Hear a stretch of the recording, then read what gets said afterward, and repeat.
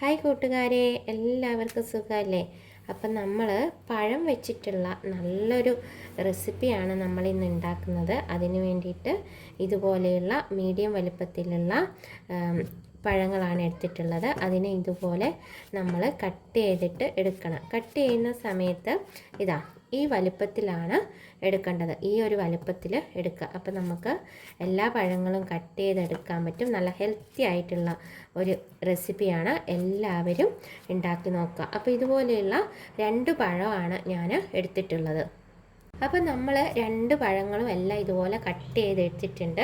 ഇനി നമുക്ക് ആവശ്യമായിട്ടുള്ളത് ഒരു മിക്സിയുടെ ജാറാണ്.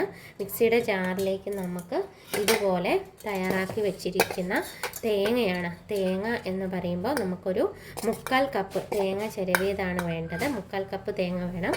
നിങ്ങൾ ഇതിൻ്റെ അളവിനാണ് എടുക്കുന്നുണ്ടെങ്കിൽ ഇതുപോലത്തെ ഒരു തേങ്ങയുടെ പകുതിയാണ് വേണ്ടത്. അതെല്ലാം നമുക്ക് ഇതുപോലെ മിക്സിയുടെ ജാറിലേക്ക് നമുക്ക് ചേർത്ത് കൊടുക്കാവുന്നതാണ്. മിക്സിയുടെ ജാറിലേക്ക് തേങ്ങ ചേർത്ത് കൊടുക്കാം.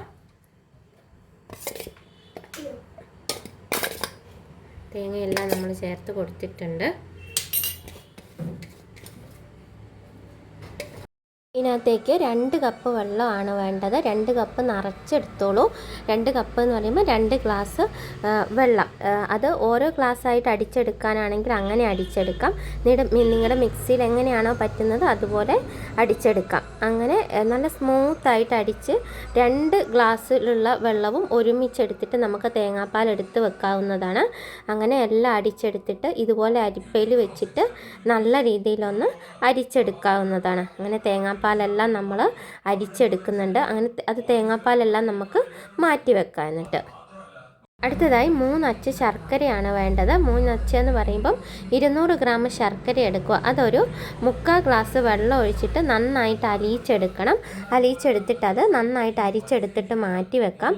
ഇനി ഒരു പാനിലേക്ക് നമുക്ക് 1/2 ടേബിൾ സ്പൂണ് നെയ്യ് ഒഴിച്ച് കൊടുക്കാവുന്നതാണ്. കട്ട് ചെയ്ത് വെച്ച പഴത്തിൻ്റെ കഷ്ണങ്ങളെല്ലാം നമുക്ക് ഇതിനകത്തേക്ക് ചേർത്ത് കൊടുക്കാം. ചേർത്ത് കൊടുത്തതിന് ശേഷം ഇതൊരു 2 മിനിറ്റ് മാത്രം നമുക്കൊന്ന് ജസ്റ്റ് ഒന്ന് വഴറ്റിയെടുത്താൽ മതി. അതായത് നിങ്ങൾക്ക് മനസ്സിലാകും, പഴത്തിൻ്റെ കളറെല്ലാം ജസ്റ്റ് നല്ല ഗോൾഡൻ കളറായിട്ട് വരുന്നത് കാണാം. അങ്ങനെ ആകുന്ന സമയത്ത് നിങ്ങൾക്ക് ഇതിനകത്തേക്ക് അരിച്ചു മാറ്റി വെച്ചിരിക്കുന്ന വെല്ലത്തിൻ്റെ കൂട്ട് ഇതിനകത്തേക്ക് ചേർത്ത് കൊടുക്കാവുന്നതാണ്.